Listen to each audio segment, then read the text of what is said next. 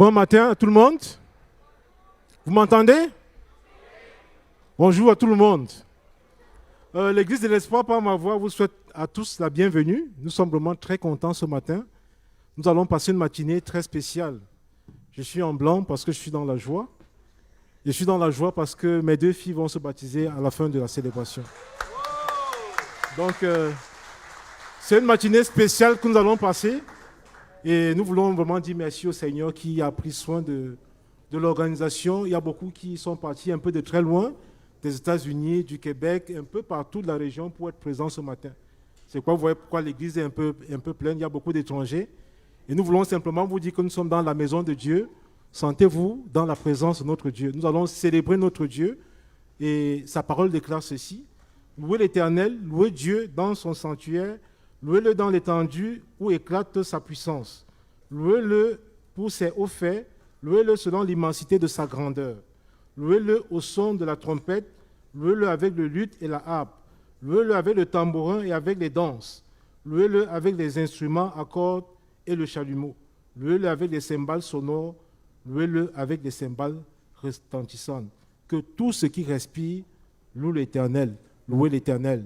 Donc c'est sur la base des psaumes 150 que nous allons commencer notre célébration. Je vais vous inviter à vous mettre debout. Nous allons louer notre Dieu parce qu'il est digne de recevoir notre louange. Il est digne de recevoir notre adoration. Amen.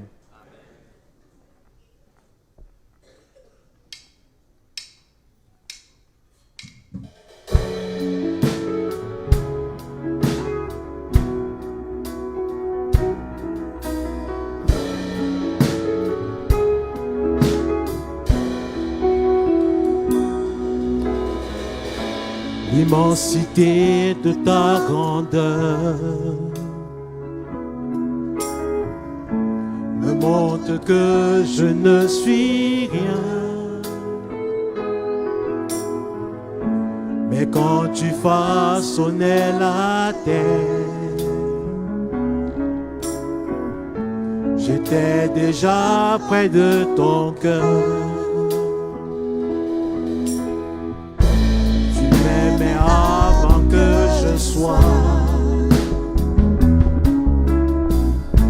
Et pour moi tu as tout donné. Toi seul pouvais me libérer. C'est pourquoi je veux t'adorer. Toi seul est digne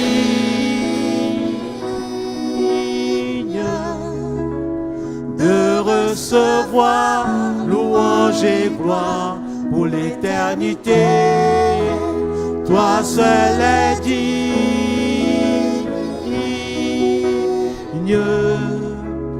de recevoir louange et gloire pour l'éternité.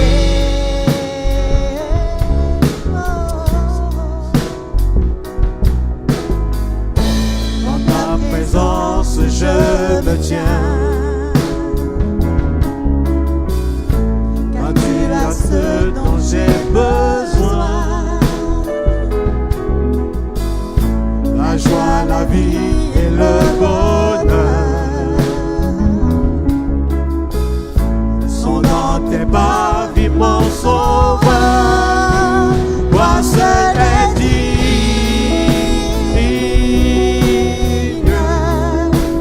de recevoir louange et gloire pour l'éternité. Toi seul est digne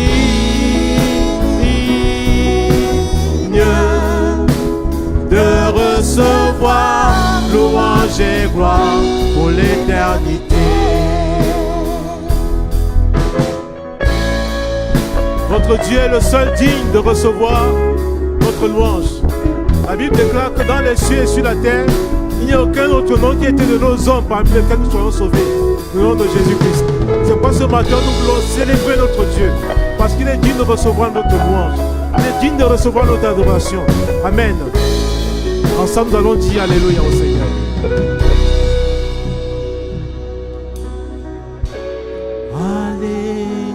Alléluia. Alléluia.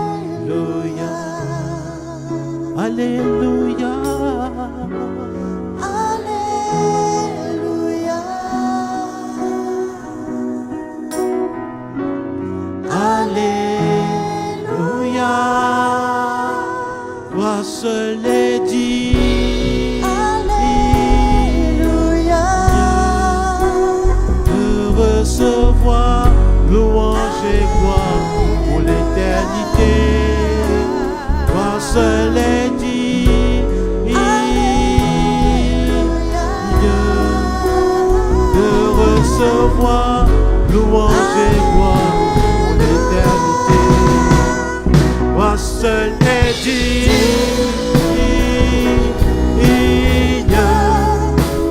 de recevoir louange et gloire pour l'éternité. Toi seul est digne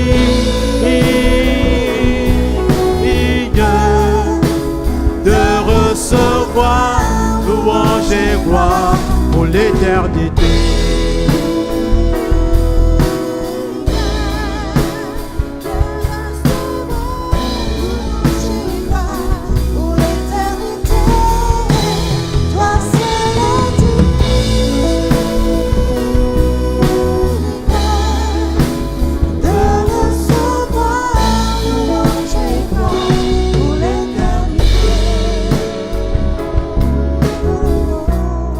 Amen, notre Seigneur est digne de recevoir notre louange. Nous allons le célébrer encore ce matin. Je vous invite à vous asseoir et nous allons écouter les annonces de notre Église. Merci.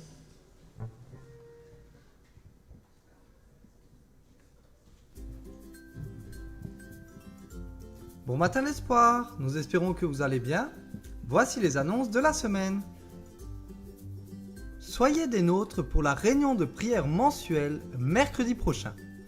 Venez intercéder et nous préparer à un été chaud spirituellement. La réunion aura lieu à 19h30 dans le lounge. Le 9 juin prochain, à partir de 12h20, nous aurons notre dîner d'accueil. C'est toujours une joie de voir grandir la famille de Dieu à l'espoir. Si tu es arrivé à l'église dans les derniers mois, tu es cordialement invité à ce dîner d'accueil. Confirme ta présence avec le lien dans l'hebdo ou bien à la table connexion et viens faire connaissance. Nous fournissons le repas. Si vous avez des questions, n'hésitez pas à vous rendre à la table de connexion. Petit rappel à tous les leaders. Nous avons une réunion ce soir. Toutes les informations vous ont déjà été communiquées. Notre tradition estivale des barbecues recommence cet été. Un excellent moyen de connecter et approfondir nos relations autour d'un bon barbecue. Si vous désirez recevoir un groupe cet été pour un barbecue estival, remplissez le formulaire dans l'hebdo. Le samedi 1er juin, toutes les femmes sont invitées à un déjeuner potluck suivi d'un enseignement sur la révélation de Dieu. À midi, celles qui le souhaitent pourront se retrouver pour un moment de communion au parc Michel Chartrand. Toutes les filles de 12 ans et plus sont les bienvenues et une garderie sera disponible sur place. Réservez cette date et apportez votre plat préféré. Le dimanche 16 juin à 12h30, notre pasteur Yannick Etier offrira le cours pour les membres de l'église dans la salle de formation. Si vous n'êtes pas encore inscrit, veuillez le faire en utilisant le lien fourni. Le déjeuner sera pris en charge. Ensuite, rendez-vous à la table de l'espace Connexion pour prendre le livre « Être membre d'une église locale ». Si vous ne pouvez pas le lire tout de suite, vous aurez la possibilité de le faire dans les semaines à venir. Comme chaque année, nous connectons avec notre communauté et la fête des voisins est l'événement qui démarre l'été. Nous recherchons des bénévoles pour aider à monter et démonter les installations le samedi 8 juin prochain, à 11h ou à 16h. Pour s'inscrire, veuillez contacter info@commercial-égliseespoir.com ou donnez simplement votre nom à la table de connexion. Quelle est l'influence du numérique dans nos vies et sur notre foi et que dit la Bible sur ce sujet? C'est les questions auxquelles Yannick Etier et Vincent Bollac tenteront de répondre lors de cette conférence s'adressant aux adolescents et jeunes adultes.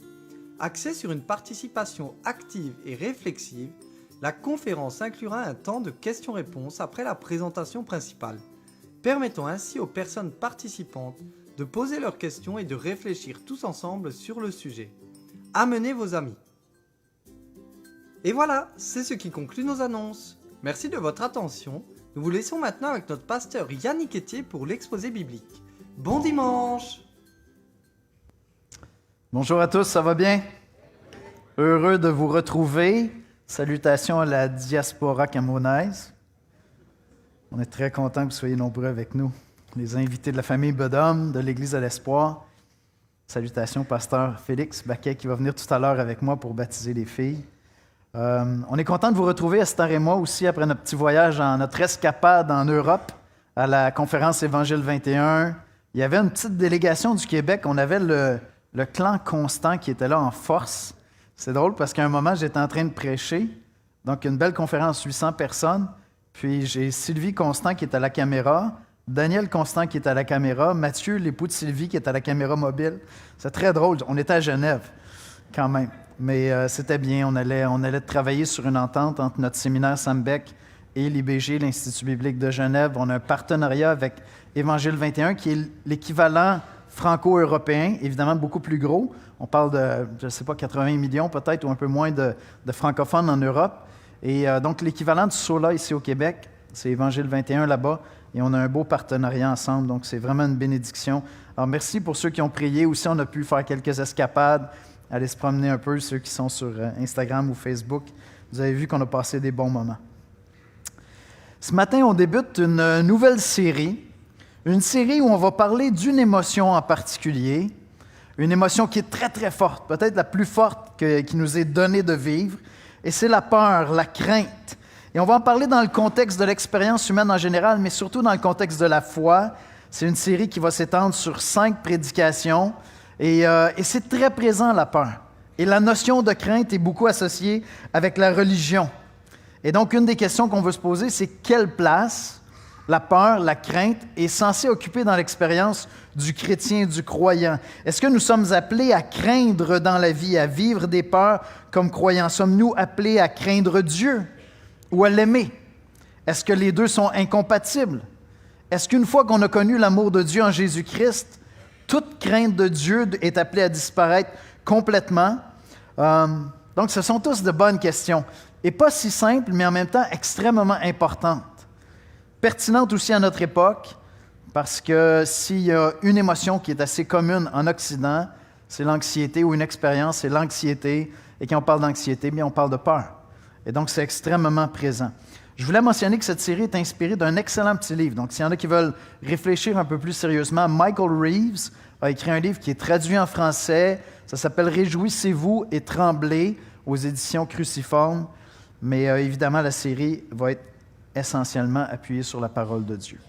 Alors, on va aller ensemble dans la prière. On va écouter la lecture d'un beau passage par notre frère Claude Lapointe. Seigneur notre Dieu, on vient dans ta présence ce matin pour t'adorer, pour te célébrer à travers la louange, la communion fraternelle, l'exposé de ta parole, Seigneur, à travers des baptêmes. Seigneur, nous voulons te célébrer parce que tu mérites toute notre attention, tu mérites notre disposition de cœur à chanter tes louanges, à élever ton nom, à proclamer ta gloire, Seigneur.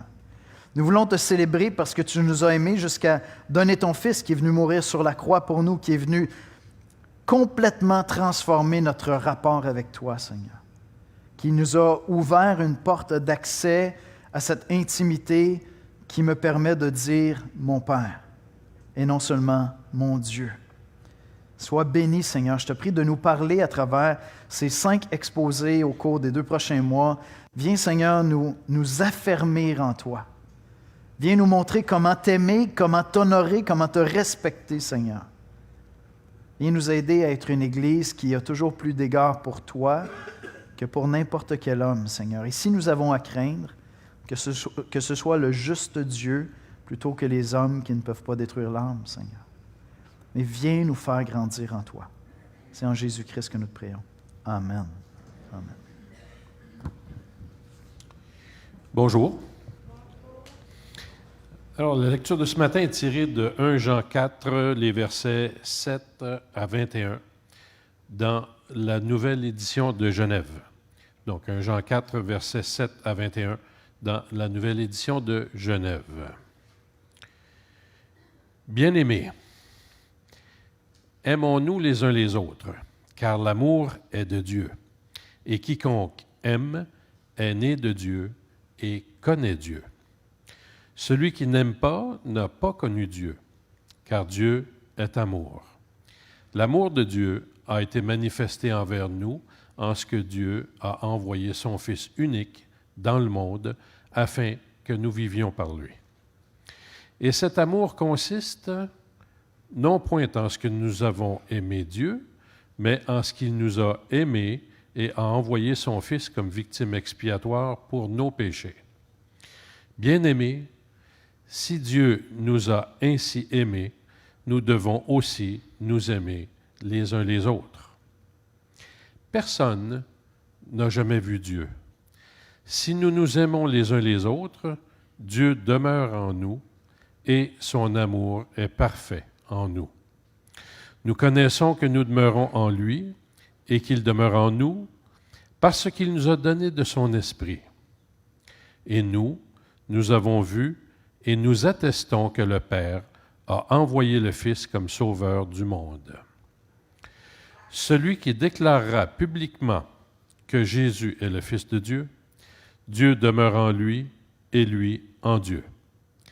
Et nous avons connu l'amour que Dieu a pour nous et nous y avons cru. Dieu est amour, et celui qui demeure dans l'amour demeure en Dieu, et Dieu demeure en lui.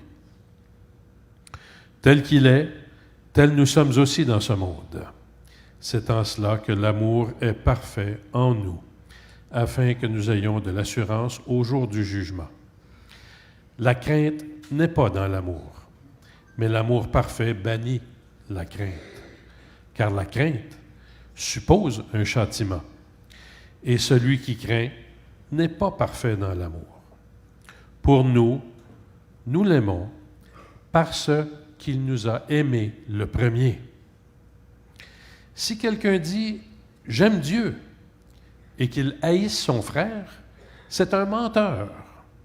Car celui qui n'aime pas son frère qu'il voit, comment peut-il aimer Dieu qu'il ne voit pas? Et nous avons de lui ce commandement, que celui qui aime Dieu aime aussi son frère. Merci, Claude. C'est la parole de Dieu. Alors, ce matin, on fait une introduction vraiment à cette série. Et une des choses qu'on entend souvent en relation avec la foi, la religion, tout ça, dans le courant humaniste, il y avait cette idée qu'au fur et à mesure que les gens allaient prendre confiance dans la rationalité de l'être humain, la science, tout ça, la foi allait disparaître.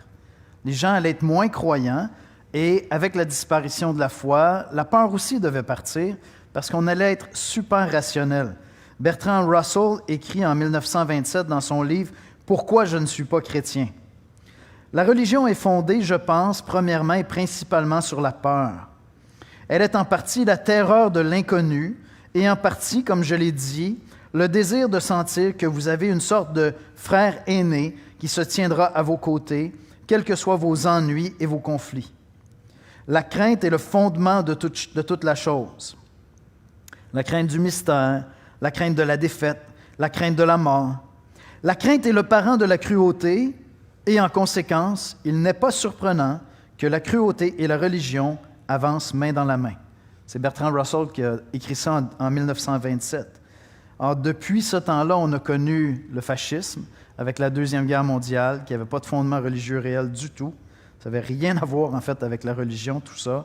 On a connu la cruauté du communisme avec, selon les Nations unies, peut-être à peu près 1 million de Ouïghours, des musulmans chinois qui sont dans des camps de travail, qui servent, entre autres, à fournir des dons d'organes involontaires. Et ça, c'est les Nations unies qui nous rapportent ça. La cruauté me semble plutôt venir avec la nature humaine, avec le fait qu'on est déchu, le fait qu'on est pécheur. Mais aussi, il ne semble pas que la peur soit disparue des sociétés qui croient de moins en moins en Dieu. Ça ne semble pas aller de pair, ça. Au contraire, l'anxiété est littéralement dans le plafond. Ce matin, voici ce qu'on va voir, je le résumerai comme ceci. Le paradoxe d'une société qui ne craint plus Dieu est peut-être qu'elle craint à présent tout. Peut-être. Premièrement, craindre ou ne pas craindre, telle est la question. Sommes-nous appelés à avoir peur ou à nous débarrasser de toute peur? Est-ce que la quête de l'être humain, ça devrait être absolument de ne pas avoir aucune peur? Parce que la peur est une émotion extrêmement puissante. Je suis allé voir sur l'Association canadienne de la santé mentale. Voici ce qu'elle dit sur la peur. La peur est une des émotions qu'on connaît le plus. ou du moins c'est ce qu'on pense. Elle nous accompagne toute notre vie. Elle peut agir à titre de catalyseur, tout comme elle peut nous paralyser. Je trouve que ça reflétait bien la réalité de la peur. Michael Reeves, dans son livre « Réjouissez-vous et tremblez », dit « La peur est probablement l'émotion la plus forte que les humains peuvent ressentir, mais c'est une émotion déroutante qui nous laisse perplexes. » La peur n'est pas toujours négative. Je veux dire, probablement que je devrais avoir peur avant d'entrer dans la cage d'un lion qui n'a pas mangé depuis une semaine. Ça serait censé. Probablement que tu veux que ton enfant, ton petit-enfant, tu veux lui communiquer une crainte, une peur de mettre sa main sur un rond de poil chaud. Tu veux qu'il apprenne lui aussi à avoir un peu peur de ça, n'est-ce pas? Donc la crainte, la peur peuvent être super constructives. Ça sauve littéralement des vies. On s'entend? Il y a des bonnes décisions à prendre parce qu'on craint les conséquences de ce qui pourrait se produire. On est très, très contents, vous et moi, que ceux qui ont accès au bouton des armes nucléaires craignent de s'en servir, de peur qu'il y ait une répartie et que leur pays soit attaqué à leur tour. C'est bon qu'il y ait une certaine peur qui soit là. En même temps, la peur peut être extraordinairement destructrice, paralysante, peut nous faire énormément de mal. La peur de l'inconnu, de l'étranger peut nous conduire à nous éloigner de personnes, d'expériences, d'opportunités extraordinaires. Combien de nos peurs sont irrationnelles? Combien de nos peurs sont paralysantes, destructrices? La peur fait partie de l'être humain dans cette vie. Un jour, nous croyons, les chrétiens, ça va être complètement disparu. Il y aura toujours un saint respect extraordinaire pour Dieu, mais il n'y aura pas de peur qui va être là. Mais la peur fait partie de notre expérience dans cette vie. Qu'en est-il d'une société qui ne craint plus Dieu? Est-ce que la peur disparaît? Quand on ne craint plus Dieu. La peur a beaucoup été associée avec la foi, et on le comprend. Hein? Si on pense à plusieurs religions où les gens craignaient les mystères, puis on offrait des sacrifices pour le dieu de la mer, pour le dieu de l'orage, pour toutes sortes de choses. On voulait gagner leur faveur, on ne voulait pas tomber sous les jugements de ces dieux-là. Et donc, la peur a été beaucoup associée avec toutes sortes de mouvements de religion. On avait peur. Puis en même temps, dans une société qui se sécularise, comme je le mentionnais, on a assisté ici en Occident un peu à un certain progrès de l'athéisme. Il y a un peu plus d'athées qu'avant, pas beaucoup. Les gens sont encore très majoritairement croyants, mais en même temps, ce qui grandit très, très vite, c'est qu'il y a un exode des églises, il y a un exode de la pratique de la foi. Les gens pratiquent de moins en moins, demeurent vaguement croyants dans un Dieu quelconque, et ils s'éloignent des églises. Et la Bible parle de ces choses-là. Déjà dans l'Ancien Testament, on lit dans Jérémie 5,12, « Ils renient l'Éternel, ils disent, il n'existe pas, et le malheur ne viendra pas sur nous. Nous ne verrons ni l'épée ni la famine. » L'apôtre Paul parle des gens dans Romains 1, c'est un passage extraordinaire. Si vous n'êtes pas familier avec la Bible, puis que vous voulez comprendre un peu l'intuition que la très, très grande majorité des êtres humains ont de l'existence de Dieu, allez dans le Nouveau Testament, dans la lettre de Paul aux Romains, lisez seulement le chapitre 1. C'est un chapitre qui est fascinant, qui est vraiment fascinant. Et donc, Paul va déclarer dans Romains 1, versets 20 à 22, « En effet, les perfections invisibles de Dieu, sa puissance éternelle et sa divinité, se voient comme à l'œil nu. » Et donc, il est en train de faire référence à cette intuition que nous avons devant la majesté, devant la gloire de la création, devant les cieux, devant les astres, devant la beauté, la complexité de la biologie humaine, d'un œil humain, d'un enfant qui naît. Depuis la création du monde, et quand on les considère dans ses ouvrages, ils sont donc inexcusables, car ayant connu Dieu, parlant de cette intuition, c'est une connaissance limitée, j'en conviens, mais ayant connu Dieu, ils ne l'ont point glorifié comme Dieu et ne lui ont point rendu grâce. Ils n'ont pas été reconnaissants pour la vie que Dieu leur a donnée, mais ils se sont égarés dans leurs pensées et leur cœur sans intelligence a été plongé dans les ténèbres. Se vantant d'être sages, ils sont devenus fous. Et pour être bien honnête avec vous, je pense qu'il y a beaucoup de gens sur la terre qui regardent l'Occident actuellement et qui se demandent « Mais qu'est-ce qui se passe? » dans plein de domaines éthiques. Je crois qu'il y a bien des gens sur la terre qui regardent l'Occident et qui disent « Mais ils sont en train de devenir fous, ma foi.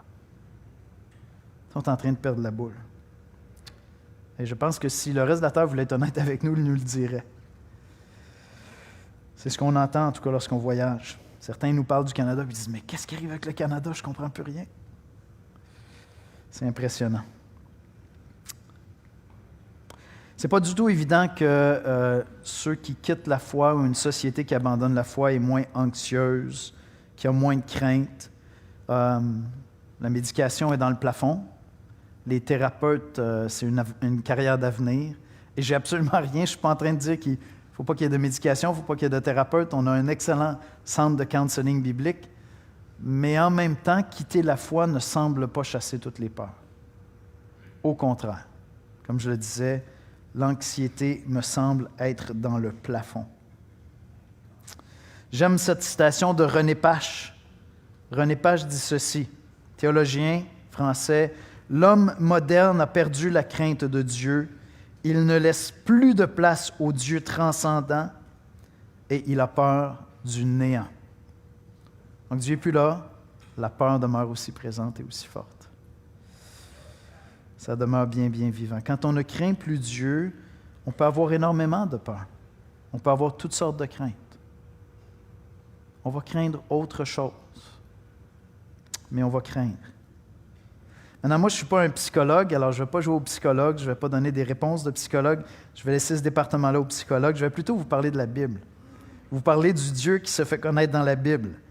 Ce Dieu qui se révèle à nous parce que je crois et je sais par expérience, mon expérience à moi et celle de dizaines et dizaines de personnes avec qui j'ai discuté, de dizaines et de dizaines, voire de centaines de chrétiens qui en témoignent, que la foi en Dieu nous fait grandir face à nos peurs et peut nous conduire dans un endroit, dans un lieu de paix, de grâce. Comme dirait l'apôtre Paul dans Philippiens, on n'était pas si longtemps dans Philippiens, dans une paix même qui surpasse toute intelligence. Dans une paix qui nous accompagne et qui nous fortifie. Mais la question n'est pas simple. Comme chrétien, si tu es chrétien comme moi, est-ce qu'on est appelé à craindre Dieu ou on n'est pas appelé à craindre Dieu? La question n'est pas si simple que ça. J'ai demandé à Claude de lire le passage dans 1 Jean parce que je me suis dit que c'est le bon endroit où commencer. L'amour parfait bannit la crainte. À de multiples reprises dans la Bible, une des expressions qui revient le plus souvent dans la Bible, c'est « ne crains pas ». Plein de fois. Ne crains pas. Ne sois pas dans la peur. Je suis avec toi. Je vous lis deux passages où on lit ça. Dans Ésaïe 41, 10, « Ne crains rien, car je suis avec toi ». Vous connaissez ce verset-là, peut-être par cœur. Hein? « Ne promène pas des regards inquiets, car je suis ton Dieu. Je te fortifie, je viens à ton secours, je te soutiens de ma droite triomphante. » On chante ça. Dans Jérémie 30, verset 10, « Et toi, mon serviteur Jacob, en parlant d'Israël, ne crains pas, dit l'Éternel, ne t'effraie pas, Israël. Car je te délivrerai de la terre lointaine, je délivrerai ta postérité, ta descendance du pays où elle est captive. Jacob reviendra, il jouira du repos et de la tranquillité, et il n'y aura personne pour le troubler. » Jérémie 30, 10. Donc, ne crains pas. Est-ce que ça veut dire que les chrétiens sont appelés à ne pas craindre Dieu? Est-ce qu'on est appelé à craindre Dieu comme chrétien? Si on connaît Dieu à travers Jésus-Christ, est-ce que la crainte est censée faire partie de l'expérience chrétienne? Si Dieu est Dieu, s'il est tout-puissant, s'il est au contrôle de toutes choses, s'il est saint et sans péché, s'il déteste le mal, le péché, s'il est juge des êtres humains, s'il jugera tous les êtres humains, sommes-nous appelés à le craindre? Cette réponse-là, on la trouve dans l'Évangile et c'est pour ça qu'on commence cette série avec 1 Jean. La réponse, on la trouve dans l'Évangile. À travers l'Évangile, l'Évangile, c'est quoi? C'est la bonne nouvelle de Jésus-Christ. À travers la bonne nouvelle de Jésus-Christ, notre rapport à Dieu change fondamentalement. Complètement. J'ai dit tout à l'heure dans la prière, celui que j'appelais mon Dieu, je l'appelle aussi maintenant mon Père. Celui que j'appelle mon Seigneur, je l'appelle aussi mon frère. Jésus-Christ. l'Évangile de Jésus-Christ, la bonne nouvelle, le Dieu créateur, juste juge de toutes les cruautés dont on a parlé, de tous les péchés des hommes, nous a aimés en Jésus-Christ. Et donc, fondamentalement, pour nous, étudier le sujet de la crainte de Dieu, est-ce que nous sommes appelés à craindre Dieu, doit commencer pour nous, chrétiens, par l'Évangile. Amen? On doit commencer par l'Évangile. Parce que l'Évangile nous instruit sur la justice, la sainteté, la gloire, la majesté de Dieu et sur son amour et sa grâce. À travers l'Évangile, je découvre vraiment qui est Dieu. L'amour de Jésus-Christ bannit la crainte. 1 Jean 4, 18. La crainte n'est pas dans l'amour, mais l'amour parfait bannit la crainte, car la crainte suppose un châtiment. Et celui qui craint n'est pas parfait dans l'amour. C'est quoi l'Évangile? C'est Dieu, notre Créateur, qui est absolument parfait, droit, juste et saint. On suit les médias, on suit les guerres, on suit les injustices, on suit les violences, on se décourage. On arrête de suivre.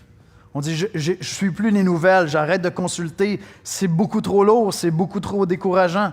On regarde les guerres, les pays qui sont en désespoir, presque perpétuel. Je pense à Haïti. Mais c'est presque perpétuel, cette histoire-là. On se décourage, je ne veux plus y penser, je vais juste prier, je ne veux plus entendre les nouvelles. Ce Dieu juste et saint qui prend note de toutes les monstruosités, les violences, est aussi un Dieu extraordinaire d'amour et de grâce. Et donc, la bonne nouvelle de l'Évangile, c'est que ce Dieu juste et saint, ce Dieu d'amour et de grâce, a pourvu à un moyen de rendre justice et de rendre grâce. C'est ça l'Évangile. À travers la personne de son Fils Jésus-Christ, Dieu a réconcilié parfaitement toute sa sainteté, sa grâce et sa bonté à travers le sacrifice de Jésus-Christ à la croix. Je sais que je prêche à des convertis. Je sais que vous le savez. Mais vous ne pourrez pas comprendre comme il faut c'est quoi la crainte de Dieu si vous ne gardez pas à l'esprit l'Évangile. Quand je prépare des enseignements, lorsqu'on prépare des exposés bibliques, à tout coup, je me pose une question. Voici la question que je me pose. Qu'est-ce que l'Église ne comprendra pas ou comprendra mal si elle oublie Jésus-Christ et son œuvre? Chaque fois que je me promène partout dans les Écritures, qu'on soit dans Philippiens, qu'on soit dans Exode, dans l'Apocalypse, n'importe où, et je m'arrête sur un texte, puis là on commence à étudier le texte, on prépare un message, je me pose la question, comment l'Église pourrait-elle mal comprendre le texte si elle oublie Jésus-Christ alors que j'expose le texte? C'est ça, être centré sur l'Évangile de Jésus-Christ. C'est ça, une Église qui est centrée sur l'Évangile de Jésus-Christ.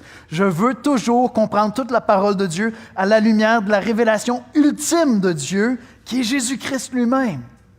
Il est la révélation parfaite de Dieu. Et donc, je lis toutes les Écritures à la lumière de la personne et de l'œuvre de Christ. Il n'apparaît pas dans tous les textes comme Charlie, où est Charlie? Oh, Jésus vient d'apparaître. Mais si je l'oublie, immanquablement, je vais tomber dans une posture religieuse. Je vais essayer de me justifier. Je vais avoir une lecture légaliste. Je vais lire le texte, puis je vais chercher comment je peux me qualifier, alors que c'est Christ qui me qualifie. Amen? Alors que c'est Jésus-Christ qui me qualifie. Jésus-Christ est venu dans ce monde afin que nous connaissions l'amour et la grâce de Dieu. 1 Jean 4, 19. Pour nous, nous l'aimons parce qu'il nous a aimés le premier. Et lorsqu'on parle de l'amour de Dieu, bien, si tu n'es pas familier avec la Bible, l'amour de Dieu, ça peut être un concept extrêmement flou, pratique, utile. Tu as une vision d'un Dieu qui ne serait qu'amour, mais un amour assez superficiel. Un amour qui te regarde puis qui dit, écoute, je ne porterai pas trop attention à toi, ton histoire, ce que tu as fait, ce que tu n'as pas fait. Moi, j'aime. Écoute, tu es un meurtrier, j'aime. Tu es un fraudeur, moi, j'aime tout le monde. Ce n'est pas ce Dieu-là que la Bible nous révèle.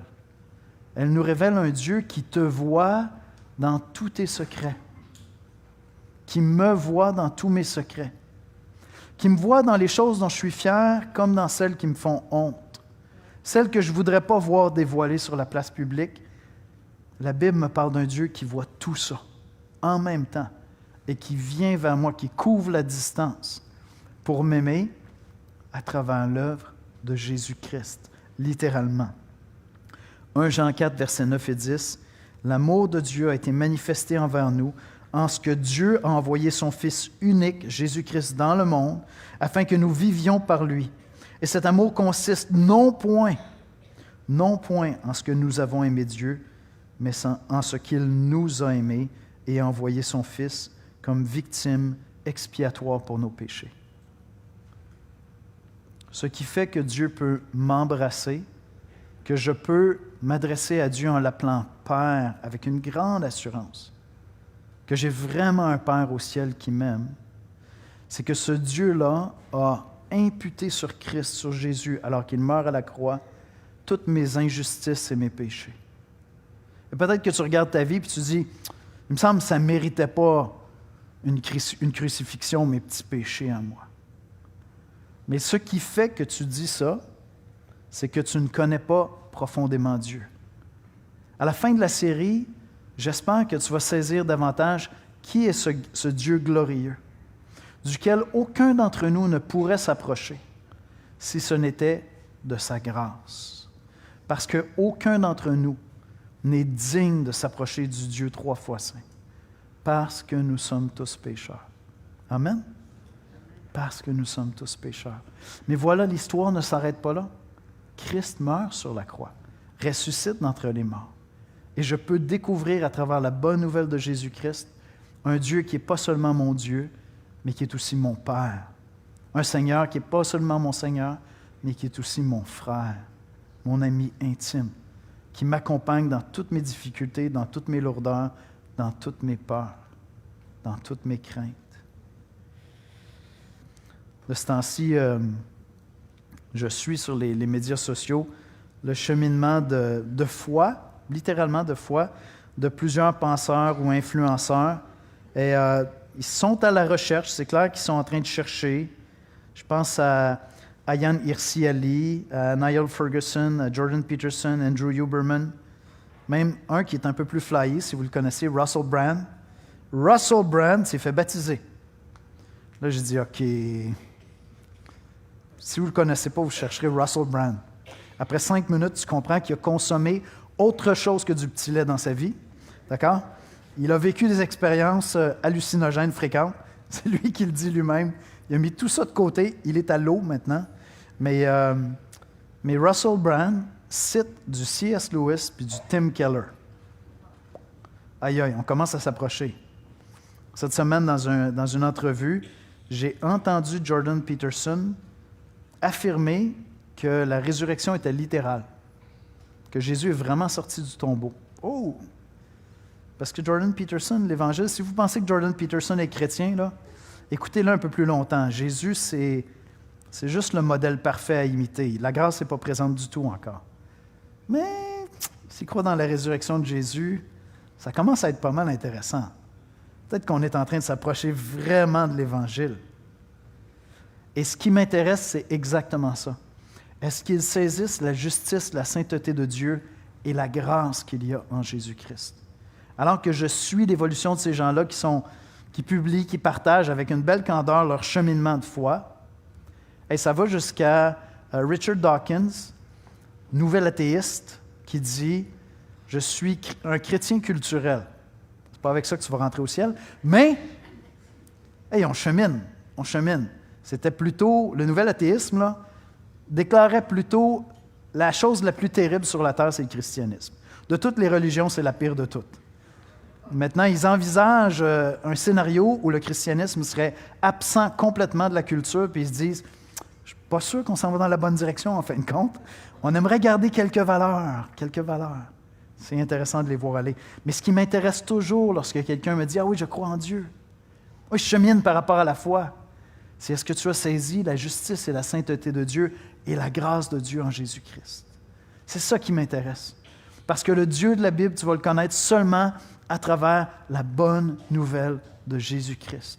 Mort sur la croix pour tes péchés et les miens, afin que tu puisses t'approcher d'un Dieu 3 fois saint, entrer dans sa présence avec une grande assurance qu'il t'accueille, qu'il t'aime, que tu peux venir près de lui.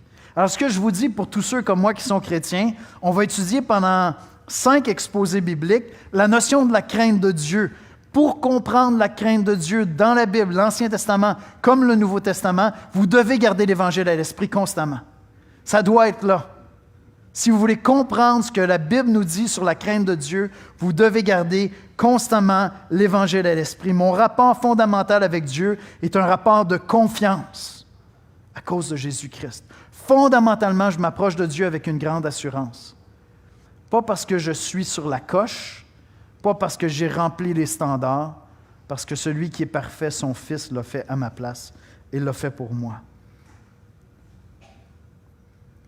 J'appréhende la vie, je fais face aux peurs dans ma vie avec cette confiance très, très profonde que j'ai un Père qui veille sur moi et que j'ai sa faveur. Est-ce que ça veut dire que les chrétiens ne parlent plus du tout de la crainte de Dieu? On va juste introduire ça ce matin. Est-ce que ça veut dire que les chrétiens ne parlent plus du tout de la crainte de Dieu? On va l'explorer, on va le développer ensemble. Mais la Bible nous dit que même ceux qui sont en Jésus-Christ sont appelés à avoir à l'égard de Dieu beaucoup plus qu'un grand respect. C'est beaucoup plus fort que ça. Voyez-vous, on lit dans l'Ancien Testament, dans Proverbe 9, verset 10, « Le commencement de la sagesse, c'est la crainte de l'Éternel, et la science des saints, c'est l'intelligence. » Le commencement de la sagesse, c'est la crainte de l'Éternel. L'illustration avec mon rond de poêle pour un enfant, la crainte de se brûler, c'est le commencement de la sagesse pour un enfant. C'est le commencement de la sagesse. Mais ce n'est pas seulement dans l'Ancien Testament, on lit aussi dans le Nouveau Testament. Dans 2 Corinthiens 7, verset 1, c'est Paul qui dit « Ayant donc de telles promesses, bien-aimés, purifions-nous de toute souillure de la chair, tous les péchés de l'esprit, les péchés de l'esprit, en achevant notre sanctification dans la crainte de Dieu. » Dans la crainte de Dieu. Donc, le mystère qu'on va chercher à résoudre à travers cette série, c'est comment on fait pour être convaincu que l'amour parfait bannit la crainte et que nous sommes appelés à avoir plus qu'un simple respect envers Dieu, mais aussi une révérence profonde, une crainte de son saint nom, de sa majesté, de sa grandeur. Et j'aimerais ça vous donner une clé, puisqu'on revient toujours à Christ. Dans Ésaïe 11, je vous invite à prendre ça en note, à aller méditer ce passage-là cette semaine. Si le sujet de la crainte de Dieu pour toi comme chrétien, c'est un sujet que tu n'as jamais vraiment étudié, puis tu te dis, c'est pas comme super cool de parler du Dieu que je crains, j'aime mieux parler du Dieu qui m'aime, tu sais. Peut-être qu'il manque une grosse partie dans ta théologie, dans ton expérience de Dieu. Et moi, je t'invite à aller méditer sur ce passage-là cette semaine. Donc, on va dans Ésaïe, 700 ans avant Jésus-Christ. Ésaïe, livre prophétique, une prophétie, un homme à qui Dieu donne une révélation, des choses à venir, des choses présentes, mais des choses à venir aussi. Et voici ce qu'on lit dans Ésaïe 11, alors que Ésaïe, sans vraiment savoir, va parler du Messie, du Sauveur qui allait venir 700 ans plus tard, Jésus-Christ. Voici ce qu'on lit dans Ésaïe 11, versets 1 à 3. « Puis un rameau sortira du tronc d'Ésaïe, c'est-à-dire de la descendance d'Israël, et un rejeton naîtra de ses racines. L'Esprit de l'Éternel reposera sur lui, esprit de sagesse et d'intelligence, esprit de conseil et de force, esprit de connaissance et de crainte de l'Éternel. Il respirera la crainte de l'Éternel. Il ne jugera point sur l'apparence, il ne prononcera point sur un oui-dire. » Ésaïe est en train de parler de Jésus-Christ qui allait venir 700 ans plus tard. Moi, ce que je t'invite à faire cette semaine, puis en préparation pour cette série, c'est à prendre en note ce passage-là et retourner dans les 4 évangiles, aller lire les évangiles et te poser la question, en quoi ce Jésus que je découvre dans les évangiles respire la crainte de l'Éternel? Parce que nous, on s'en va vers Jean, hein, on s'en va dans l'évangile de Jean, puis là, on voit l'intimité de Jésus avec son Père. Puis je ne vois définitivement pas dans les évangiles un Jésus qui est terrifié par son Père. Ce n'est pas ça que je vois du tout. Au contraire, je vois un fils qui a une grande assurance de pouvoir aller dans la présence de son Père. Une grande assurance qu'il est écouté, qu'il est entendu, qu'il est accueilli. Une grande assurance qu'il est juste aux yeux de son Père. Mais de quoi Ésaïe nous parle-t-il lorsqu'il dit que ce Messie qui allait venir 700 ans plus tard allait respirer la crainte de l'Éternel, Dieu le Fils incarné? Et on ne va pas résoudre ce mystère-là ce matin. On veut grandir ensemble dans la parole de Dieu. On veut apprendre ce que ça veut dire pour nous d'avoir cette assurance, cette confiance très forte que j'ai accès à Dieu quand je le veux à cause de Jésus-Christ, que c'est mon Père, que j'ai sa faveur en Jésus-Christ et qu'en même temps, avec crainte, je suis censé travailler à mon salut, travailler à grandir à l'image de plus en plus de Jésus-Christ. Et si le Messie, l'homme parfait, Dieu incarné, Dieu fait homme, Jésus-Christ, rempli de l'Esprit de Dieu, c'est ça qu'Ésaïe dit, hein? La puissance de l'Esprit vient sur lui et il respire la crainte de l'Éternel. Qu'est-ce que ça veut dire pour toi et moi? Vois-tu, si nous sommes appelés à avoir une très grande confiance en Dieu, qu'on peut s'approcher de lui à tout moment, puis en même temps avoir un respect tellement grand pour sa personne que je vais le qualifier de craindre Dieu. Et si, comme Église, on néglige ça, qu'est-ce qui va nous manquer comme confiance pour se lancer dans le monde et annoncer Jésus-Christ? À quoi ressemblerait l'Église de Jésus-Christ qui craint personne, sinon Dieu, son Créateur, et qui en même temps a une confiance absolue qu'elle a accès auprès de lui et qu'elle a sa faveur?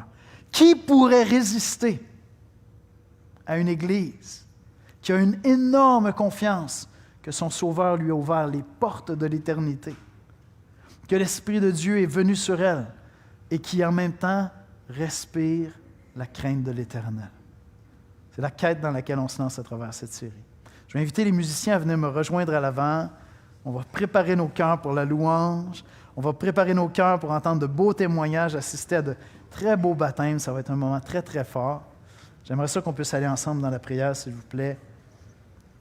Seigneur notre Dieu, on vient dans ta présence pour t'adorer parce que tu es incroyable, Seigneur. Tu dépasses tout ce que nous pouvions concevoir. Les hommes pouvaient imaginer un Dieu immense, un Dieu très grand. Les astres nous parlent de ta grandeur. Les êtres humains pouvaient imaginer un Dieu qui contrôle les éléments de la nature. Les êtres humains pouvaient concevoir que notre âme est éternelle, que nous avons une éternité. Mais comment aurions-nous pu, Seigneur, imaginer, concevoir que ce Dieu majestueux, merveilleux que tu es, immensément grand, infiniment parfait, nous aurait aimés au point de se faire homme dans la personne de son Fils? Comment les hommes auraient-ils pu imaginer un Dieu qui aurait couvert la distance jusqu'à venir porter nos misères, nos souffrances sur la terre? Comment les hommes auraient-ils pu imaginer un Dieu si gracieux et si humble qu'il se serait fait enfant dans une crèche, serviteur souffrant sur une croix, couvrant la distance entre Dieu et moi? Seigneur Jésus, tu es mon Seigneur et je veux t'adorer. Tu es mon frère et je veux t'aimer. Tu es mon sauveur, je veux te célébrer. Père, je sais que j'ai accès auprès de toi. Enseigne-moi, Seigneur, à te révérer comme ta parole me l'enseigne.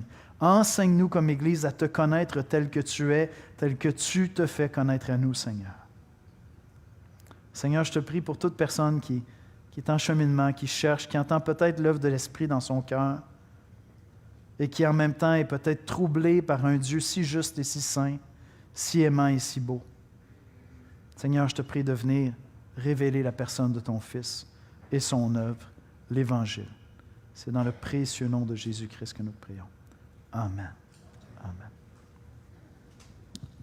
Ok, nous disons infiniment merci à notre pasteur, le pasteur Yannick, pour cet exposé biblique. La question nous a été posée, est-ce que nous craignons Dieu ou nous ne craignons pas Dieu? À toi qui m'écoutes ce matin, est-ce que tu crains Dieu ou est-ce que tu ne crains pas Dieu? Ça sonne un peu comme une dichotomie, ça dit on demande quelque chose et son contraire en même temps. Mais avec l'explication que le pasteur nous a donnée, nous comprenons que dans une circonstance, nous devons craindre Dieu. Parce que la crainte bannit toute peur. Et comme il a dit, Jésus-Christ a payé le prix pour que nous puissions nous approcher de notre Dieu avec assurance. Donc, ce n'est pas une crainte qui est un peu semblable à une terreur. Nous ne devons pas nous approcher de Dieu comme si c'était la terreur, un peu comme la Bible demande en tant que parents de ne pas irriter nos enfants. Il y a des parents, parfois, des enfants ne supportent pas la présence parce qu'ils ont peur. Mais ce n'est pas comme ça que notre Dieu voulait que nous approchions de lui. Nous approchons de notre Dieu avec beaucoup plus d'assurance. Mais nous avons la crainte de Dieu. C'est cette crainte qui nous donne vraiment d'avoir le respect pour notre Dieu.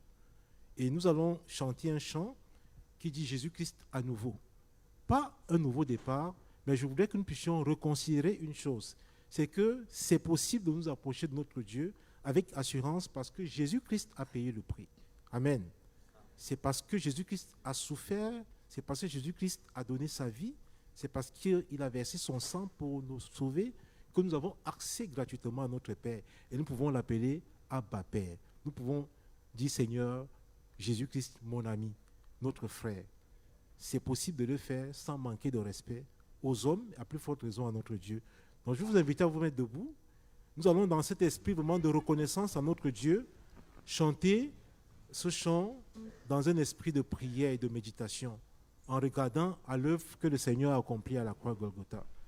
Les femmes vont commencer d'abord et ensuite les hommes. Plus tard, nous allons embarquer. Merci.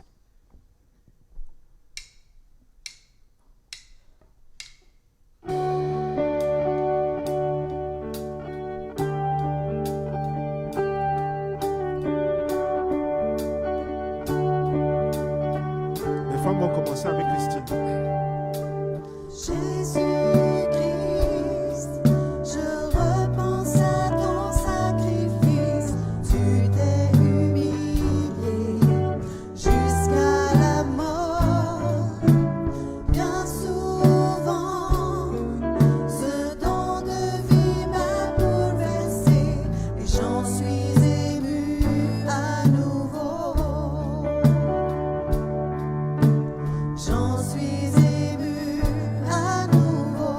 Nous allons chanter tous ensemble.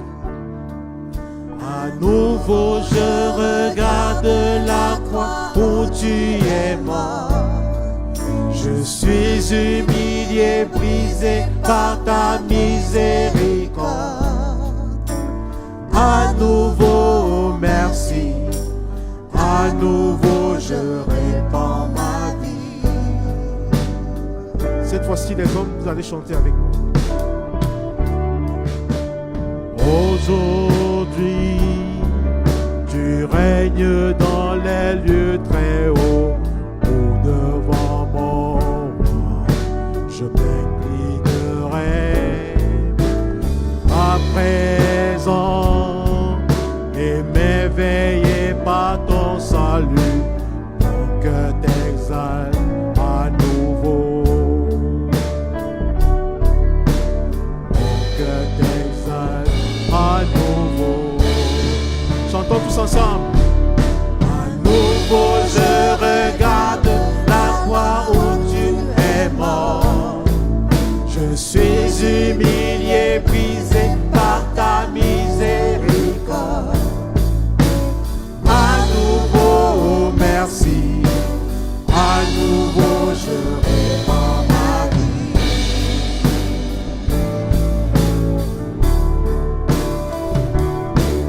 À nouveau je regarde la croix où tu es mort. Je suis humilié, brisé par ta miséricorde. À nouveau merci, à nouveau je répands ma vie. Seigneur, merci pour l'honneur de la croix. Merci pour la croix, merci pour la croix, merci pour la croix, Jésus.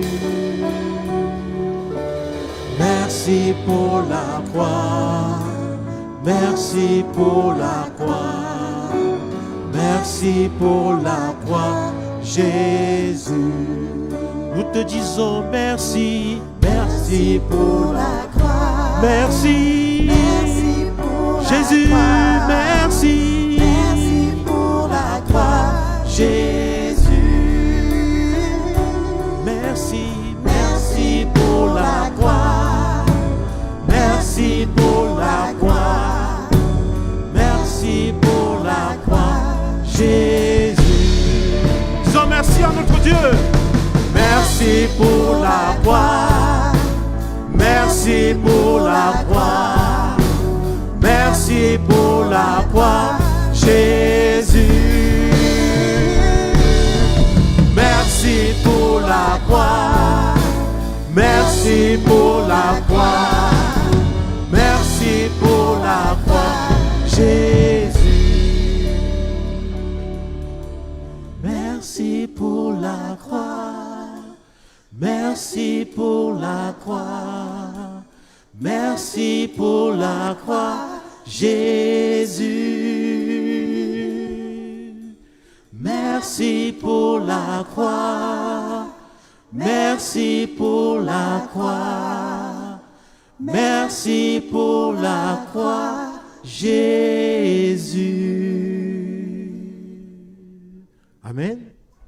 Disons encore merci à notre Dieu. Le chant suivant, tu traces un chemin. La Bible dit que là où 2 ou 3 personnes sont rassemblées, en son nom, il est présent. Et qu'il est doux agréable pour des frères de demeurer ensemble. Parce que c'est là que le Seigneur envoie sa bénédiction. Amen. Notre Dieu est avec nous et c'est avec assurance que nous allons suivre ses traces.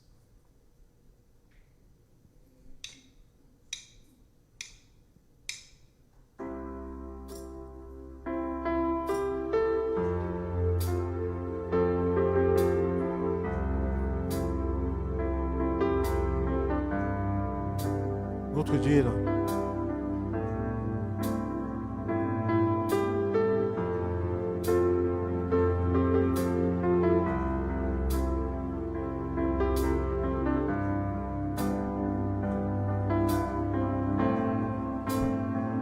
Tu es là, présent parmi nous. Je t'adore. Je t'adore, tu es là, agissant parmi nous. Je t'adore, je t'adore, tu es là, présent parmi nous. Je t'adore, je t'adore.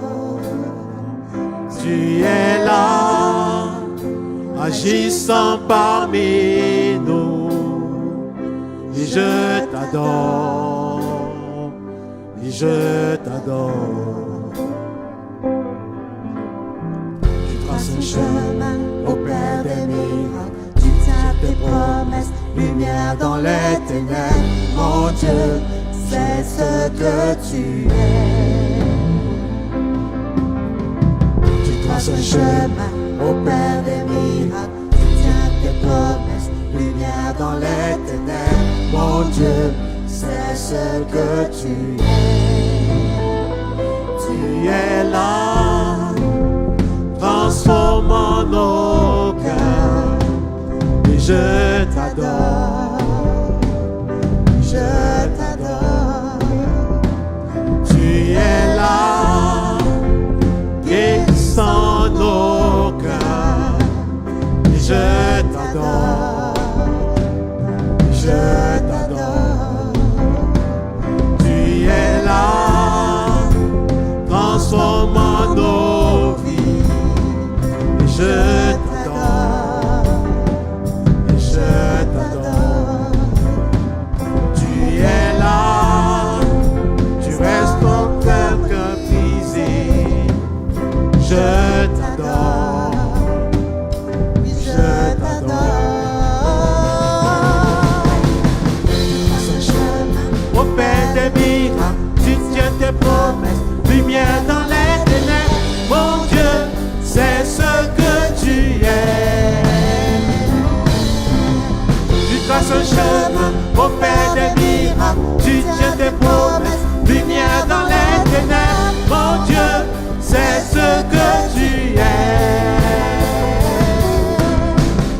traces un chemin au Père des miracles. Tu tiens tes promesses, lumière dans les ténèbres. Mon Dieu, c'est ce que tu es.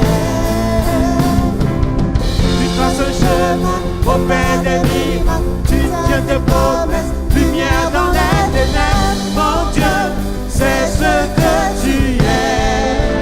C'est ce que tu es. C'est ce que tu es. C'est ce que tu es. C'est ce que tu es. C'est ce que tu es. C'est ce que tu es. C'est ce que tu es. C'est ce que tu es. Et quand je ne le vois pas, tu es là. Et quand je ne le sens pas, tu es là. Tu agiras encore. Tu agiras encore. Et quand je ne le vois pas, tu es là. Et quand je ne le sens pas, tu es là.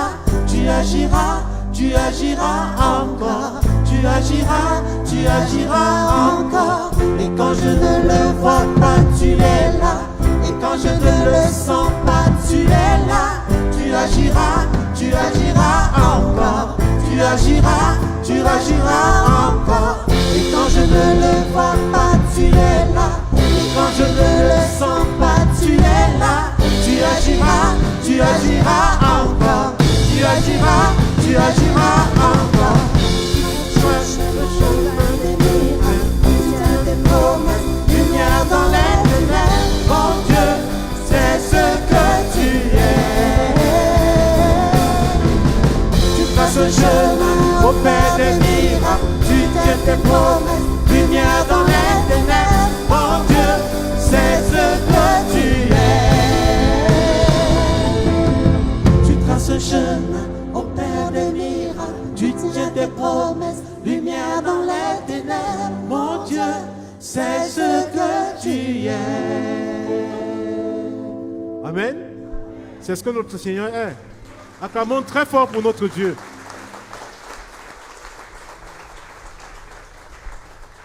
Nous allons passer un moment spécial de notre célébration. Le temps pour nous d'apporter nos offrandes, nos dons, nos dîmes à notre Dieu. La Bible demande de le faire avec un cœur joyeux. Et les placeurs sont devant là, ils vont passer avec des paniers. Sentez-vous libre. Le don doit être libre. Si vous n'avez rien prévu, laissez simplement passer le panier. Et si vous avez à cœur vraiment de donner pour soutenir l'Église, sentez-vous libre également de le faire. Nous allons prier et ensuite nous allons exécuter un chant spécial. Prions d'abord. Seigneur, nous voulons te dire encore merci pour cette belle matinée. Merci pour la paix, Seigneur, que tu nous donnes dans le cœur. Tu nous demandes de ne pas nous inquiéter, Seigneur. Tu nous demandes de ne pas avoir peur parce que tu es là, Seigneur. Et tu es là, tu agis dans nos vies, Seigneur, au quotidien. Merci parce que, Seigneur, tu prends soin de nous. Tu combles nos besoins, Seigneur, nos attentes. Et, Seigneur, même lorsque les peurs surviennent, tu es là, Seigneur, pour nous rassurer de ta présence. Nous te disons merci, Seigneur, parce que tu es un Dieu bon, tu es un Dieu juste, et tu es un Dieu, Seigneur, qui tient à la réalisation de sa promesse. Seigneur, sois béni encore pour cette matinée. Nous prions pour les mains qui vont se tendre, que tu les bénisses, même celles qui ne vont pas se tendre parce qu'elles n'ont rien, Seigneur. Tu connais les cœurs. Nous prions pour que tu bénisses, Seigneur, financièrement cette assemblée. Bénis, Seigneur, le travail, nos efforts au quotidien, Seigneur. Donne-nous les forces nécessaires, la santé pour travailler, Seigneur, afin d'avoir ce revenu et pouvoir, Seigneur, soutenir ton œuvre ici dans notre église de Longueuil et jusqu'aux extrémités de la terre. Par Jésus-Christ, nous te prions. Amen. Ok. Les placeurs vont passer, on va collecter nos dons.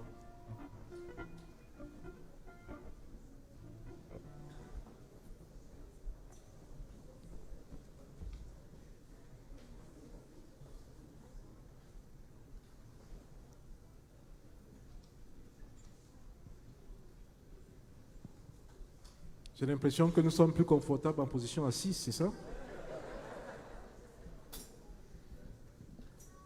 C'est le dernier chant de notre célébration. Et c'est un chant spécial. Nous allons le chanter avec beaucoup de rythme, n'est-ce pas?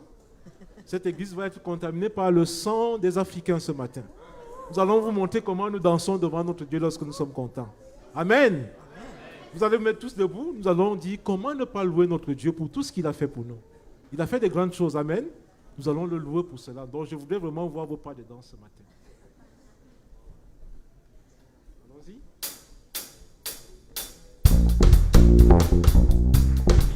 On tape dans les mains.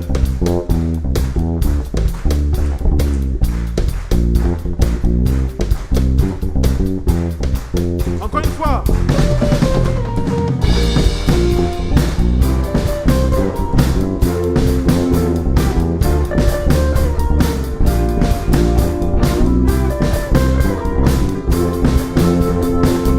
Comment ne pas te louer? Comment ne pas te louer? Comment ne pas te louer? Seigneur Jésus. Comment ne pas te louer? Comment ne pas te louer? Comment ne pas te louer? Seigneur Jésus, comment? Quand je regarde autour de moi, je vois ta gloire. Seigneur Jésus, je te bénis. Comment ne pas te louer? Seigneur Jésus, comment ne pas te louer? Comment ne pas te louer? Comment ne pas te louer? Seigneur Jésus, comment ne pas te louer? Comment ne pas te louer? Comment ne pas te louer? Seigneur Jésus, comment? Quand je regarde autour de moi, je vois des frères. Seigneur Jésus, merci pour eux. Comment ne pas te louer? Seigneur Jésus, comment ne pas te louer? Comment ne pas te louer? Comment ne pas te louer? Seigneur Jésus, comment ne pas te louer? Comment ne pas te louer? Comment ne pas te louer? Seigneur Jésus, comment? Avec les instruments, allons-y. On danse pour le Seigneur.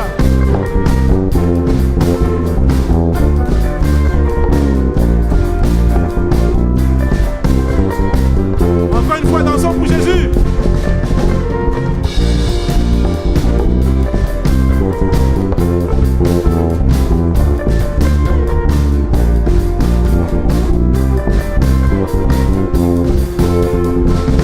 Comment ne pas te louer? Comment ne pas te louer? Comment ne pas te louer? Seigneur Jésus, comment ne pas te louer? Comment ne pas te louer? Comment ne pas te louer? Seigneur Jésus. Amen.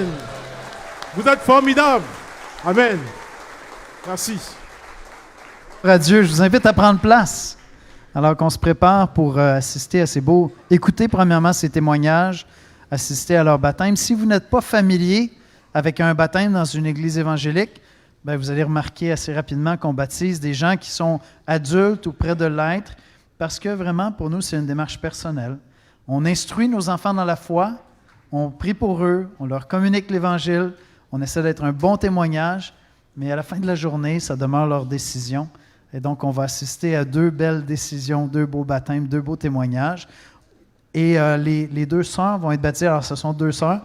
Salutations encore à la diaspora camerounaise. Vous êtes là? Génial. Génial. Donc, Victoire et puis ensuite Anne-Princesse vont se faire baptiser. Et elles vont être immergées parce que l'immersion représente notre mort avec Jésus-Christ et notre résurrection avec lui. Par la foi, nous croyons, par expérience, nous constatons aussi que lorsqu'on place notre foi en Jésus-Christ, il y a une vie nouvelle qui débute en nous. Et donc, c'est Christ qui vient vivre en nous par son esprit. On va écouter le témoignage de Victoire. Je vais être assisté du pasteur Félix Baquet qui a eu le privilège, pasteur Félix, vous pouvez venir me rejoindre, qui a eu le privilège de présenter les filles au Seigneur à leur naissance au Cameroun. Et donc, c'est ça, vous pouvez venir juste ici. Et donc, il a voyagé depuis la Géorgie pour se joindre à nous pour le baptême. On va écouter tout de suite le témoignage de Victoire.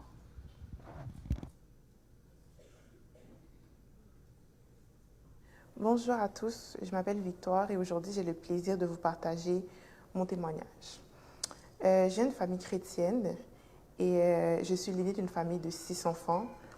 Je suis née au Cameroun. Depuis toute petite, on m'a toujours enseigné la foi chrétienne et le salut. J'étais une petite fille très joyeuse, remplie d'énergie, très ouverte, qui aimait beaucoup les autres. Ma famille et moi étions très unis et j'étais vraiment épanouie. À l'âge de mes 5 ans, nous avons immigré au Canada. Cela n'a pas vraiment été facile pour moi car l'adaptation était très difficile, que ce soit à l'école. On m'a beaucoup intimidée et discriminée dû à ma différence culturelle et ma différence de couleur de peau. À partir de ce moment-là, j'ai commencé à perdre au fur et à mesure toute confiance en moi. J'ai commencé à me renfermer sur moi-même. En grandissant, je suis devenue très, très timide. La solitude a vraiment commencé avec mon partage, malheureusement, parce que je n'avais pas de véritable amie, je n'étais pas proche de ma famille non plus, et ma relation avec ma mère était devenue vraiment difficile et j'en ai beaucoup souffert. Je me sentais comme seule au monde, je me demandais pourquoi je vivais si c'était pour vivre en étant si seule. Je n'avais plus vraiment envie de vivre, je ne trouvais pas de motivation, puis je faisais les choses au quotidien sans forcément avoir de but, sans forcément avoir de raison, mais sachant quand même qu'un Dieu existait. Samedi matin, à l'âge de 9 ans, j'étais dans ma chambre et je pense que ma mère avait vu que j'allais pas très bien. Et elle m'a encore présenté l'évangile, la bonne nouvelle. Elle m'a demandé si je désirais accepter Jésus dans ma vie. Puis pour moi, c'était vraiment comme un espoir parce que malgré mon jeune âge, j'avais compris que même si j'étais seule, il y avait quand même un Dieu qui était là pour moi. Donc j'ai décidé d'accepter, on a prié ensemble. Ça m'a vraiment touchée. J'ai vraiment commencé à pleurer parce que je comprenais la décision que je venais de faire. J'ai commencé à désirer suivre Jésus et de grandir complètement avec lui et dans ma compréhension aussi de la foi. Mais malheureusement, j'avançais avec toutes mes peines, mes difficultés et mes blessures. Donc, je vis encore sur le joug de toutes ces choses. Ce qui a rendu vraiment difficile ma croissance dans la foi et je n'avais pas un entourage qui m'aidait forcément et qui m'influençait positivement à suivre la marche chrétienne, hormis ma mère, mais ma relation avec elle n'allait pas mieux du tout. La pandémie est arrivée, j'ai décidé de faire un bilan de ma foi qui était vraiment très négatif et ça m'a vraiment attristée.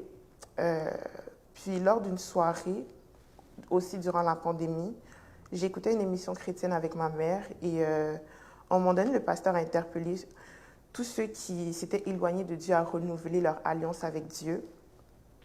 Pendant la soirée, ce que le pasteur disait trottait dans ma tête, je réfléchissais beaucoup par rapport à ça. Et le soir, j'ai décidé de m'abandonner encore et d'abandonner toutes ces choses qui me retenaient captive et qui étaient encore dans mon cœur. Quelques temps après, une crainte par rapport au fait que je devais me baptiser en obéissance avec la parole de Dieu a commencé à m'habiter, ayant le fardeau dans le cœur de me baptiser vraiment beaucoup. Avec le temps, il y a eu comme un moment où c'était difficile pour moi le baptême parce que j'avais l'impression que je ne comprenais plus réellement ce que je faisais. Et maintenant, je pense que c'était vraiment le diable qui était en train d'attaquer ma compréhension de qu'est-ce que c'était que le baptême. Jusqu'à l'année 2023, ça trottait dans ma tête, mais je ne le faisais pas, j'avais peur, puis je n'osais pas sauter le pas. À l'année 2023, j'ai eu beaucoup de combats sur ma foi et mon identité. Et durant l'été, lorsque j'ai vu un moment très, très difficile, parce que je n'arrêtais pas de stagner dans ma foi, je me sentais seule et je me sentais vraiment coupable de beaucoup de choses que j'avais faites qui, je savais, ne plaisaient pas du tout Dieu et ça m'a vraiment éloignée et la culpabilité m'a vraiment prise énormément à ce moment-là. Je me sentais vraiment coupable de ce que je faisais et je savais que ça ne plaisait pas à Dieu. Et je me disais comment un enfant de Dieu peut faire ça et peut avoir ça dans son cœur. Tellement que je me suis mise à douter de l'existence de Dieu parce que je me disais, si je suis un enfant de Dieu, pourquoi tout ça m'arrive? Est-ce qu'il y a vraiment un Dieu qui est au-dessus de tout, qui me voit? Et malheureusement, ce doute-là a commencé à grandir et j'avais pris la décision de ne plus suivre Dieu et de commencer à m'éloigner de tout ce qui était la foi. Et j'étais sur le point d'assumer cette décision-là. Un soir, un ami, lorsque je réfléchissais à ça, m'a appelé pour me demander comment allait ma foi. J'ai voulu repousser, j'ai voulu ne pas répondre à sa question. Il m'a reposé la question, il m'a demandé Victoire, comment va ta foi? J'ai été ouverte avec lui, je lui ai exposé tout ce qui était dans mon cœur. Et il m'a tellement encouragée, me parlant de l'amour de Dieu et de tout ce que Dieu avait fait pour moi. Il m'a dit que cette culpabilité que je ressentais me bloquait et qu'elle ne venait absolument pas de Dieu et que c'était quelque chose qui était dans mon cœur, que le diable avait mis dans mon cœur pour m'éloigner de Dieu justement, pour ne pas que je reste accrochée à lui. Il m'a dit de simplement remettre tout ça entre les mains de Dieu sincèrement et de lui abandonner toutes mes peines, toutes mes inquiétudes, tous mes doutes. Et on a raccroché. Ce soir-là, j'ai décidé de faire cette prière-là et de tout remettre entre les mains de Dieu. Et depuis ce jour-là, ma foi n'a plus jamais été la même et j'ai eu une croissance sans pareil. Le Seigneur, grâce à Dieu, me guérit de mes blessures petit à petit que j'ai accumulées et ma confiance en moi commence à renaître encore. Ma relation avec ma mère, par la grâce de Dieu, va tellement mieux et je suis tellement reconnaissante au Seigneur pour cela. Je me suis directement inscrite au cours de baptême. Je ne voulais pas attendre à ce moment-là. Et je voulais témoigner de l'amour de Dieu dans ma vie, de ce qu'il avait fait. Et de ce qu'il avait fait. Et c'est pour ça qu'aujourd'hui, je me tiens devant vous pour vous partager mon témoignage. J'aimerais vous partager également un petit verset qui me touche vraiment beaucoup, mais qui résume vraiment ce que le Seigneur a fait dans ma vie. Le psaume 119, 68 qui dit « Tu es bon Seigneur, et tout ce que tu fais est merveilleux. Et tu fais du bien. » Parce que le Seigneur fait des choses merveilleuses. Je voudrais encourager quelqu'un à persévérer dans la foi et s'accrocher à Dieu parce que Dieu n'a pas dit son dernier mot dans ta situation, dans ta vie. Tu n'es jamais trop loin et jamais trop bas pour que Dieu puisse te venir en aide. Soyez tous bénis.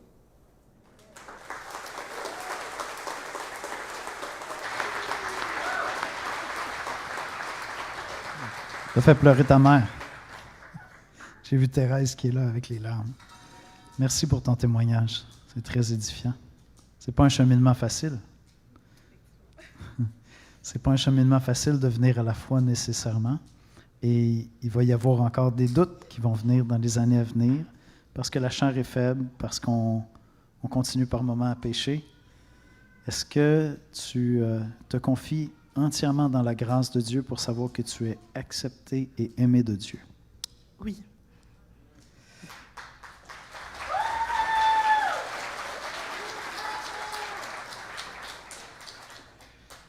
Par la foi, avec tous les combats qui t'attendront plus tard, est-ce que tu t'engages en t'appuyant sur sa grâce à marcher dans ses voies, à chercher le secours auprès de lui, même à te tourner aussi vers les frères et sœurs pour te supporter dans les moments de difficulté dans ta foi? Oui.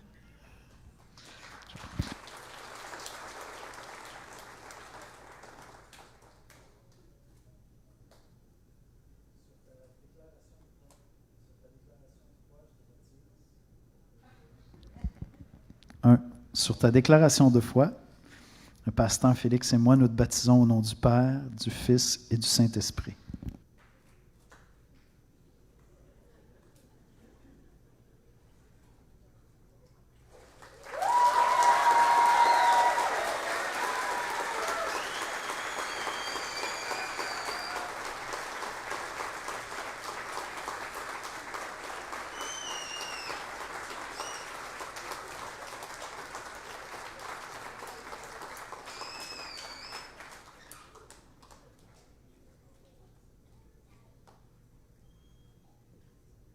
On va écouter le prochain témoignage.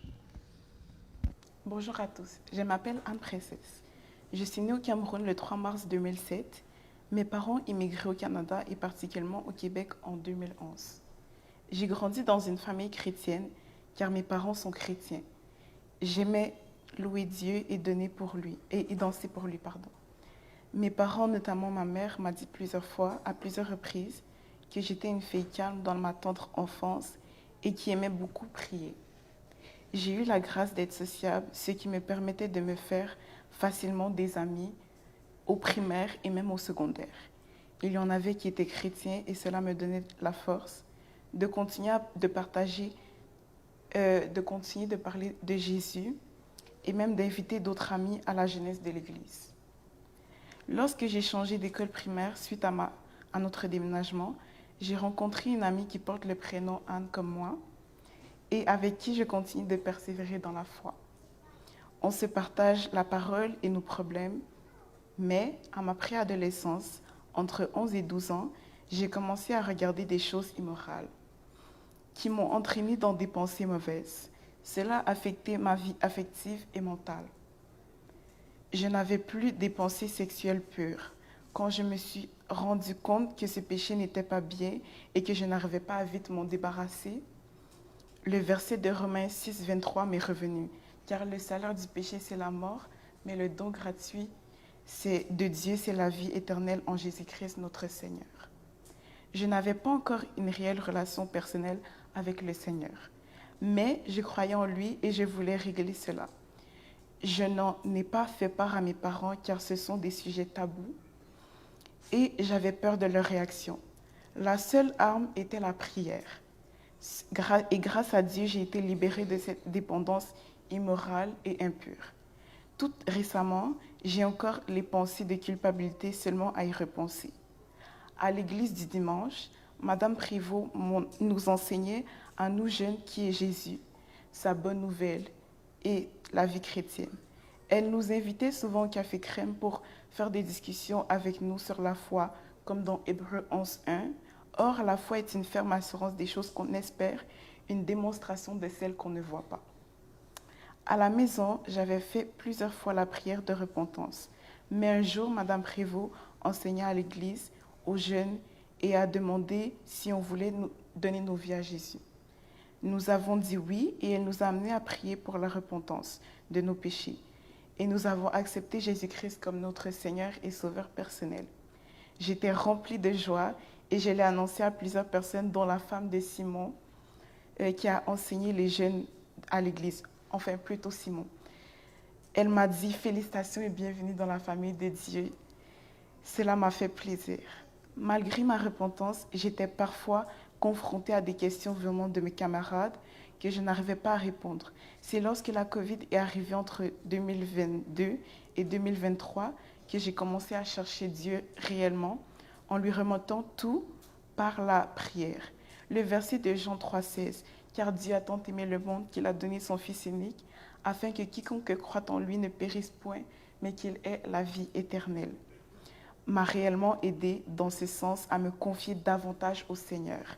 Je suis reconnaissante de l'éducation chrétienne que mes parents m'ont donnée. Aussi, je remercie Madame Célia pour tous les enseignements qu'elle m'a donnés et sa sœur en Christ. J'ai eu des phases avec des garçons où Dieu m'a préservée de tomber dans le péché. Je ressentais que Dieu n'était pas dans ce genre de relation et qu'il m'apportait aussi beaucoup de distractions, notamment au niveau de l'école et ma foi en Dieu. Je suis allée à 2 veillées de l'an le 31 décembre 2023 où Dieu m'a révélé 2 versets à appliquer dans ma vie et qui répondaient à ma prière, qui était de pourquoi j'étais tellement éloignée de Dieu à ce moment-là. En effet, j'ai eu une phase aussi où je manquais beaucoup de respect autour de moi. Et depuis que je prie, je vois un changement s'opérer dans ma vie. Jésus est réel car il a fait tant de miracles pour moi. Lorsque je me rends compte du temps que j'ai perdu, je vois à quel point Dieu est un Dieu fidèle et miséricordieux. Et si je viens montrer mon alliance avec lui publiquement aujourd'hui, je sais que dans le psaume 23, « L'Éternel est mon berger, je ne manquerai de rien. Il me fait reposer dans des verts pâturages. Il dirige mon âme. Il me dirige près des eaux paisibles. Il restaure mon âme. Il me conduit dans les sentiers de la justice. À cause de son nom, quand je marche dans la vallée de l'ombre de la mort, je ne crains aucun mal, car tu es avec moi, ta houlette et ton bâton me rassurent. Tu dresses devant moi une table en face de mes adversaires. Tu ondules ma tête et ma coupe déborde. Oui, le bonheur et la grâce m'accompagneront tous les jours de ma vie et j'habiterai dans la maison de l'Éternel jusqu'à la fin de mes jours. Je sais que Dieu a encore beaucoup à faire dans ma vie, mais je m'abandonne à lui pour ma destinée. Je veux être rempli de fruits de l'Esprit afin de refléter la vie de Christ autour de moi pour gagner des âmes.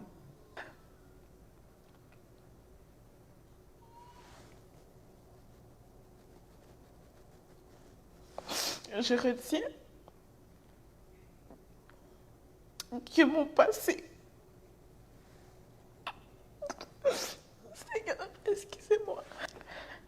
Je retiens que mon passé était une leçon, non une condamnation. Maintenant, je veux combattre le bon combat de la foi en Jésus-Christ. Amen et merci.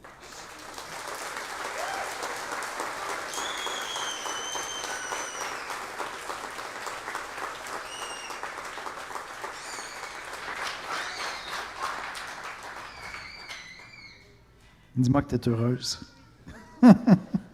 Merci pour ton témoignage. Très courageux. Clairement, tu as décidé de placer ta foi en Jésus-Christ pour le pardon de tes péchés. Est-ce que tu crois que tes péchés sont pardonnés? Oui.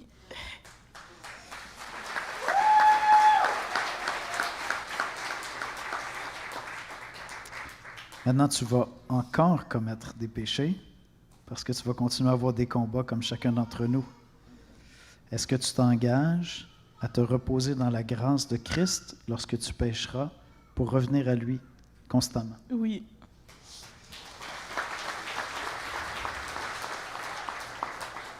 Sur ta déclaration de foi avec le pasteur Félix, je te baptise au nom du Père, du Fils et du Saint-Esprit.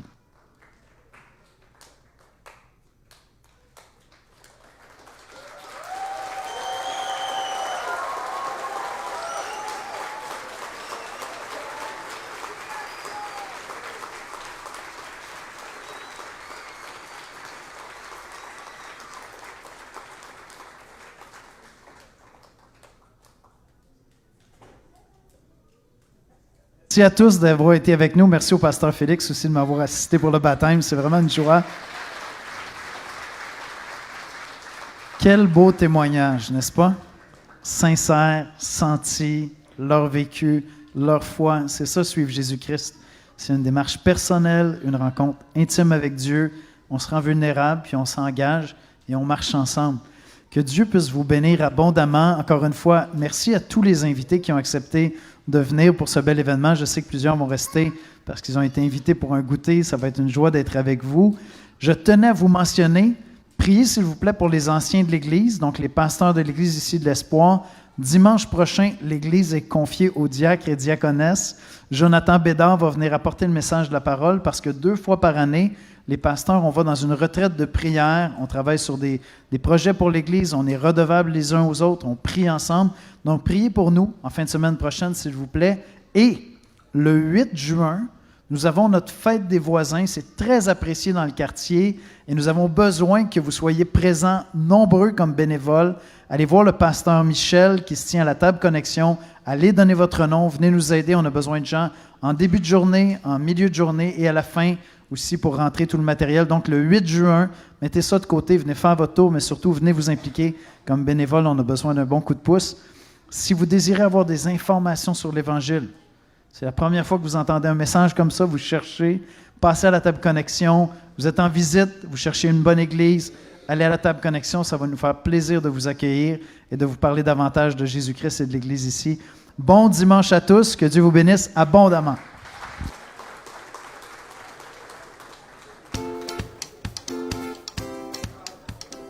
Si vous avez aimé ce que vous avez entendu ce matin, si vous avez à cœur de nous soutenir financièrement et que vous avez les moyens, vous pouvez le faire en vous rendant sur égliseespoir.com/donner. Vous pouvez également nous envoyer un chèque à l'adresse ci-dessous. Si vous faites partie d'une autre église, s'il vous plaît, encouragez financièrement votre église locale, c'est très important. Que le Seigneur vous bénisse. Bonne semaine!